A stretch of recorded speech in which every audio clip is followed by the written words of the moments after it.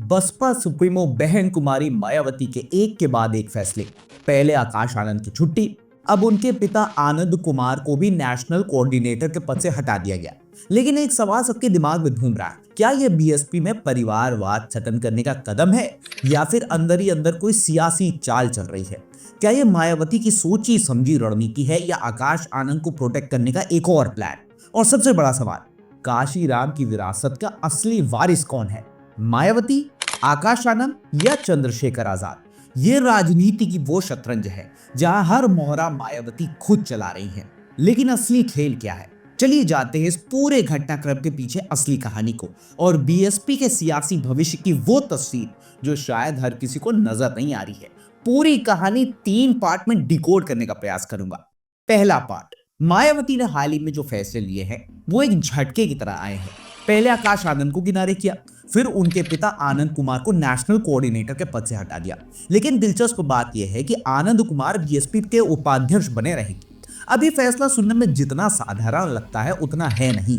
मायावती ने इसका ऐलान सोशल मीडिया प्लेटफॉर्म एक्स पर किया और अंदाज कुछ ऐसा था जैसे उन्होंने आनंद कुमार की रिक्वेस्ट स्वीकार कर ली है। लेकिन सवाल ये उठता है, ये वाकई रिक्वेस्ट थी या मायावती का वो पॉलिटिकल मास्टर स्ट्रोक जिससे वो 2 बड़े संदेश देना चाहती हैं? पहला संदेश, बीएसपी में परिवारवाद नहीं चलेगा। मायावती दिखाना चाहती हैं पार्टी में कोई भी हो, अगर वो गलत करेगा तो कार्रवाई होगी, चाहे वो उनका भाई हो या फिर भतीजा। और दूसरा संदेश, पार्टी में गुटबाजी बर्दाश्त नहीं होगी। मायावती ये भी क्लियर कर रही हैं कि बीएसपी में मायावती के फैसले से ऊपर कोई नहीं है और इस तरह उन्होंने उन नेताओं को भी इशारा कर दिया है जो अंदर खाने अपने गुट बना रहे थे।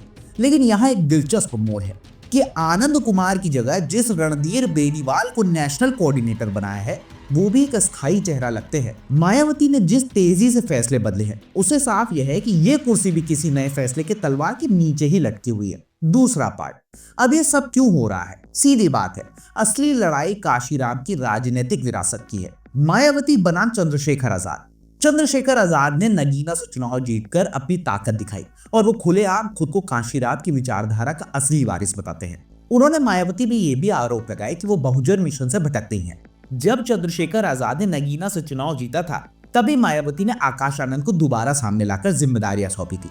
ये सीधा संकेत था कि मायावती को लगा कि अब काशीराम की विरासत की लड़ाई सीधे उनके और चंद्रशेखर के बीच होगी, आकाश को पीछे रखकर। और आकाश की भूमिका पर जब ये पहले कार्रवाई हुई थी लोकसभा चुनाव के दौरान, उसके बाद से जून में ही उनकी वापसी हो गई थी और फिर से अहम भूमिका दे दी गई थी। साफ ये है कि मायावती आकाश को पूरी तरीके से साइडलाइन नहीं कर रही हैं, वो समय समय पर उन्हें सियासी मोहरे की तरह इस्तेमाल कर रही हैं। यानी काशीराम की विरासत की ये लड़ाई 2 स्तरों पर लड़ी जा रही है। एक तरफ मायावती बनाम चंद्रशेखर और दूसरी तरफ मायावती बनाम परिवारवाद के आरोप। तीसरा पार्ट, अब बड़ा सवाल यह है कि क्या आकाश आनंद के खिलाफ लिया गया एक्शन स्थायी है? पिछली बार भी वापसी हुई थी, आकाश आनंद को लोकसभा चुनाव के दौरान भी साइडलाइन किया गया था, लेकिन बाद में दोबारा बड़ी जिम्मेदारी मिल गई। यही पैटर्न उनके पिता आनंद कुमार के साथ भी दोहराया गया है। पहले हटाया, फिर पद दिया और अब फिर हटा दिया गया है। अब जिस भाषण के आधार पर आकाश के खिलाफ एक्शन हुआ है वो पार्टी विरोधी नहीं था। आकाश ने बस पार्टी में गुटबाजी की तरफ इशारा किया था। ये वही समस्या है जिससे कांग्रेस और कई पार्टियां जूझ रही है। मायावती ने शायद ये कदम इसलिए भी उठाया ताकि वो अपनी छवि एक न्यायप्रिय और निष्पक्ष नेता के तौर पर बनाए रख सके और पार्टी के सीनियर नेताओं को संदेश दे सके कि भाई भतीजावाद यहाँ नहीं चलेगा। लेकिन आकाश आनंद के समर्थकों ने उम्मीद नहीं छोड़ी है। सोशल मीडिया पर उनके पक्ष में लगातार पोस्ट और कमेंट्स आ रहे हैं और ये दिखाता है कि ग्राउंड लेवल पर आकाश की पकड़ खत्म नहीं हुई है। तो अब सवाल यह है कि आगे क्या? युवा नेतृत्व की जरूरत है। अगर मायावती को बीएसपी को फिर से खड़ा करना है तो उन्हें आकाश आनंद जैसे युवा चेहरों को जमीनी स्तर पर मजबूत करना होगा। आकाश की सोशल मीडिया पर पकड़ है और वो युवाओं से जुड़ भी सकते हैं। दूसरा, मायावती शायद एक गुप्त रणनीति के तहत आकाश को बैकफुट पर रख रही हैं ताकि वो सही वक्त पर एक बड़े ऐलान के साथ उनकी वापसी करा सके। और तीसरा, मायावती को अब ये सुनिश्चित करना होगा कि वो काशीराम की विरासत को अपने हाथों में बनाए रखे और चंद्रशेखर आजाद को सीधे खुद से टक्कर दे ताकि आकाश को फालतू की सियासी लड़ाइयों से दूर रखा जा सके।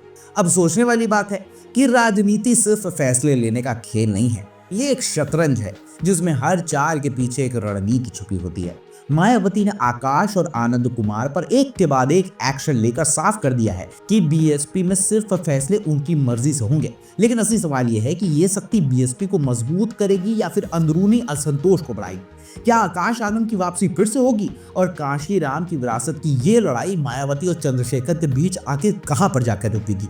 आपका क्या मानना है? क्या ये मायावती की दूरदर्शिता है या फिर कोई सियासी मजबूरी?